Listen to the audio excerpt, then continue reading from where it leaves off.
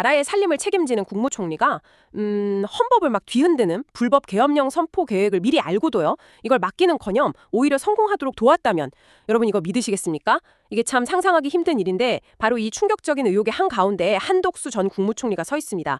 오늘 저희는요. 한 전 총리가 내란을 도왔다 뭐 이런 혐의 등으로 재판에 넘겨진 사건 그 속을 아주 쉽고 명확하게 한번 파헤쳐보려고 합니다. 저희 손에는 지금 이 사건을 다룬 최신 뉴스 기사가 들려 있는데요. 특검팀이 어떤 이유로 한 전 총리를 기소했는지 또 어떤 증거들을 내세우고 있는지 이 기사 내용을 바탕으로 하나하나 차근차근 짚어볼 겁니다. 이 복잡해 보이는 사건의 핵심을 여러분께서 정확히 이해하시고 또 이게 우리 사회에 어떤 의미를 던지는지 함께 생각해 볼 수 있도록 저희가 안내해 드리는 것이 오늘 저희의 임무입니다. 자, 그럼 바로 시작해 볼까요? 먼저 가장 중요한 부분부터 짚고 넘어가야겠죠. 특검팀의 한 전 총리에게 씌운 가장 무거운 혐의, 대체 이게 뭔가 하는 점입니다. 간단히 말하면 당시 대통령이 선포하려고 했던 그 비상계엄이요. 헌법과 법률에 크게 어긋나는 거다. 즉 잘못된 거라는 사실을 미리 알고 있었다는 겁니다. 그런데도 이걸 막으려는 노력은커녕 오히려 계엄 선포가 순조롭게 진행되도록 도왔다는 것. 이게 바로 내란 방조 혐의의 핵심입니다. 네, 내란 방조라는 말이 조금 어렵게 들릴 수도 있을 것 같은데요. 이걸 쉽게 풀어서 설명하자면 내란이라는 건 나라의 기본 질서를 폭력적인 방법으로 무너뜨리려는 행위를 말하는 거고요. 방조는 그런 나쁜 일이 벌어지는 걸 알면서도 옆에서 도와주는 걸 의미하거든요. 그러니까 국가의 아주 중요한 직책에 있는 사람이 헌법 질서를 파괴하려는 시도를 알면서도 그걸 도왔다. 이거는 정말 아주 심각한 혐의인 거죠. 그렇죠. 이게 국가 운영의 핵심 역할을 하는 국무총리가 헌법 수호라는 가장 기본적인 의무를 저버리고 오히려 헌법 파괴 행위에 가담했다는 의혹이니까요. 이게 만약 사실로 밝혀진다면 그 파장이 정말 엄청날 겁니다. 그럼 특검팀은 도대체 어떤 근거로 이런 주장을 하고 있는 걸까요? 특검팀이 제시한 여러 가지 정황 증거들이 있습니다. 그중에서 첫 번째로 주목하는 것은 바로 시간입니다. 공식적으로 계엄령이 선포된 건 밤 11시쯤이었는데요. 한 전 총리는 그보다 훨씬 이른 저녁 8시경에 이미 대통령실에 도착해 있었다는 겁니다. 그리고 그 자리에서 아직 선포되지도 않은 계엄 포고령 문건을 미리 받아봤다는 것이죠. 아니, 계엄령이 내려지기도 전에 그 내용을 미리 봤다. 알고 있었다는 거군요. 그런데 그 포고령 내용이 뭐였길래 그렇게 문제가 되는 건가요? 바로 그 내용이 핵심입니다. 특검이 확보한 포고령 문건에는요. 단순히 비상사태를 관리한다 이 정도를 넘어서는 아주 충격적인 내용들이 담겨 있었다고 합니다. 예를 들면 국민의 대표기관인 국회를 강제로 해산시킨다. 모든 정당 활동이나 집회를 금지한다. 신문, 방송 같은 언론을 통제한다. 심지어는 당시 의료 파업 중이던 전공의들을 처단한다는 표현까지 들어있었다는 겁니다. 처단이요? 그건 너무 심한 표현 아닙니까? 국회 해산, 정치활동 금지, 언론 통제라니 이거 하나하나가 정말 민주주의 국가에서는 상상하기 어려운 명백히 헌법과 법률을 정면으로 위반하는 내용들이네요. 그렇습니다. 완전히 민주주의의 기본 원칙들을 무시하는 내용들이죠. 특검팀은 이렇게 위헌적이고 위법적인 내용이 담긴 포고령을 계엄 선포 전에 국무총리가 직접 보고 인지했다는 점, 이 점을 매우 중요하게 보고 있습니다.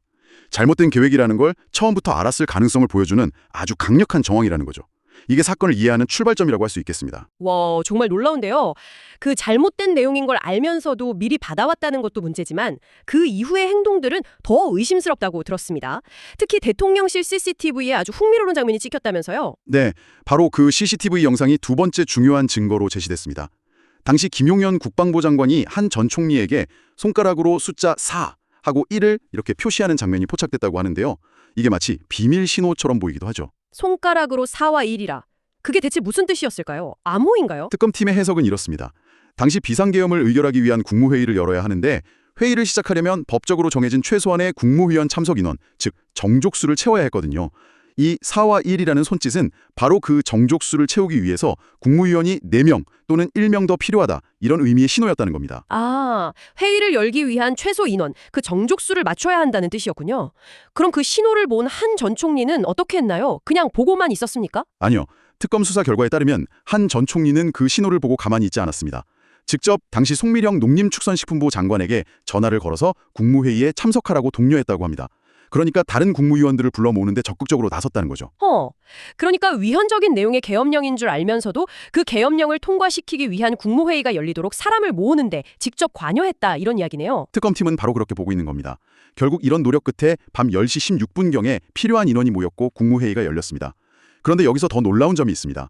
국가의 운명을 가를 수도 있는 이 계엄 선포를 논의하는 국무회의가 단 2분 만에 끝났다는 겁니다. 하는 회의가 단 2분 만에 끝났다. 이건 상식적으로 좀 이해가 잘 안 가는데요. 그렇죠. 이게 국무회의라는 게 대통령하고 각 부처 장관인 국무위원들이 모여서 국가의 중요한 정책, 현안을 심도 깊게 논의하고 결정하는 최고 정책 심의기관이잖아요.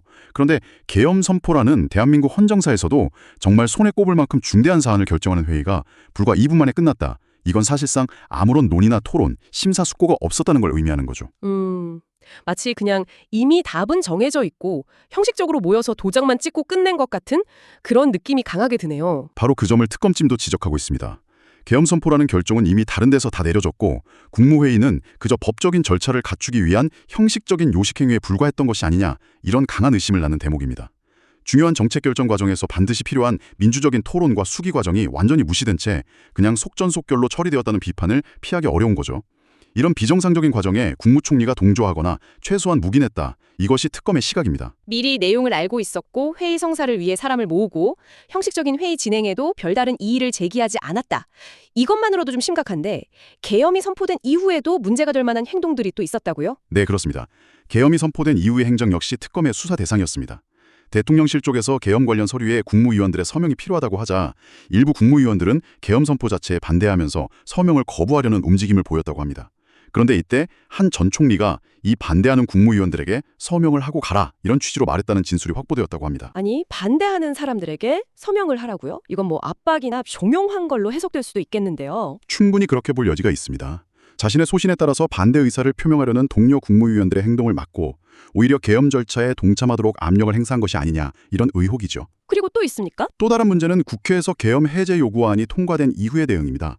우리 헌법은 국회가 계엄 해제를 요구하면 대통령은 즉시 이를 해제해야 한다고 규정하고 있거든요. 당시 국회가 압도적인 찬성으로 계엄 해제를 요구했는데 당연히 즉각적인 후속 조치가 이루어져야 했습니다. 그런데 당시 국무조정실장이 한 전 총리에게 이제 계엄을 해제해야 하는 것 아니냐, 이렇게 보고하면서 물었음에도 한 전 총리가 즉각적인 조치를 취하지 않고 시간을 좀 끌었다는 정황도 드러났다고 합니다. 국회 결정마저 즉각적으로 이행하지 않으려 했다는 건가요? 이건 헌법에 명시된 절차를 무시한 것일 수도 있겠는데요. 네, 특검은 이 부분도 상당히 심각하게 보고 있습니다.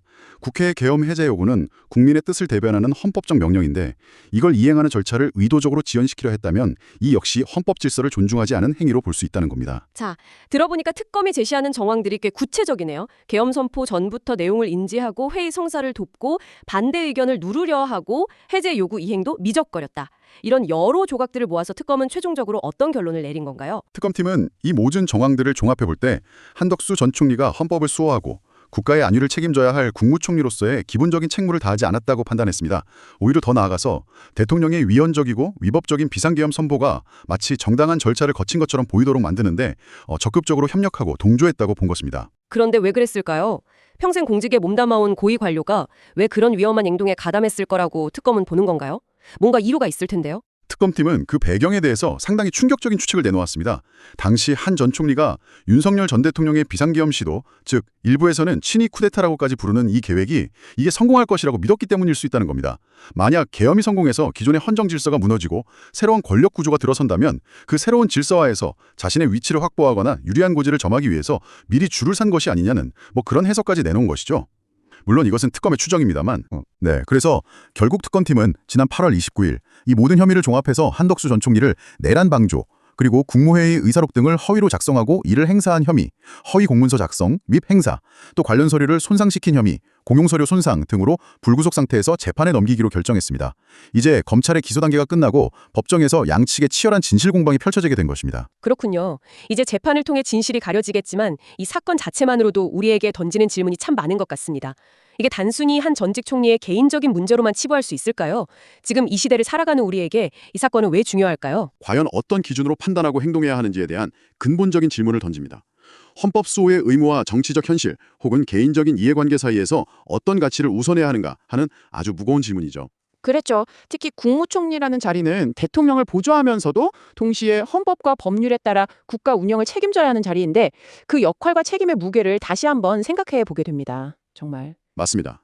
더 나아가서 이 사건은 우리 민주주의 시스템이 어떻게 작동해야 하는지 또 얼마나 취약할 수 있는지를 동시에 보여주는 것 같아요. 국무회라는 합법적인 절차를 거치는 것처럼 보였지만 실제로는 단 2분 만에 끝났다는 사실은 그 형식 뒤에 숨겨진 실질적인 문제를 드러내는 거잖아요.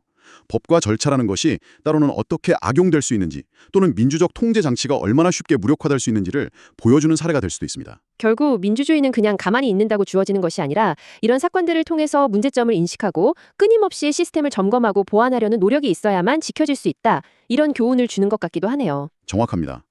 우리가 이런 사건에 관심을 갖고 비판적으로 살펴보는 것 자체가 민주주의를 건강하게 유지하는 중요한 활동입니다. 단순히 정치적인 공방으로만 볼 것이 아니라 우리 사회의 운영 원리와 가치를 되돌아보는 계기로 삼아야 한다고 생각합니다. 오늘 저희는 한덕수 전 국무총리가 내란 방조증의 혐의로 기소된 사건의 배경과 특검이 제시한 주요 증거들을 하나씩 짚어보았습니다. 위헌적 계엄 포고령 사전 수령 의혹부터 CCTV에 잡힌 국무회의 정족수 확보 정황, 단 2분 만에 끝난 국무회의, 계엄 선포 후 반대파 국무위원에 대한 서명 압박 의혹, 그리고 국회의 계엄 해제 요구 이행 지연 문제까지 특검이 왜 한 전 총리를 기소했는지 그 논리 구조를 한번 따라가 보았습니다. 네, 특검은 한 전 총리가 당시 계엄이 성공할 것이라는 판단하에 이런 행동들을 했을 가능성을 제기했는데요. 이는 우리 모두에게, 특히 여러분 자신에게 한 번쯤 던져볼 만한 아주 무거운 질문을 남깁니다. 만약 당신께서 권력의 향방이 급격하게 바뀌는 그런 극단적인 상황에 놓인다면 무엇을 기준으로 행동하시겠습니까? 당신의 충성은 어디를 향해야 할까요? 종이 위에 쓰인 헌법과 법률일까요? 아니면 눈앞에 힘을 가진 권력자일까요? 혹은 스스로 예측하는 미래의 결과일까요? 이란 혼란스러운 상황 속에서 무엇이 과연 올바른 판단인지, 그 기준은 어디에서 찾아야 하는지 참 쉽게 답하기 어려운 문제입니다. 하지만 바로 이런 고민들이 우리 사회를 지탱하는 근본적인 질문이 아닐까 싶습니다. 앞으로 진행될 재판 과정을 지켜보시면서 여러분께서도 이 질문에 대한 자신만의 답을 한번 찾아보시는 건 어떨까요?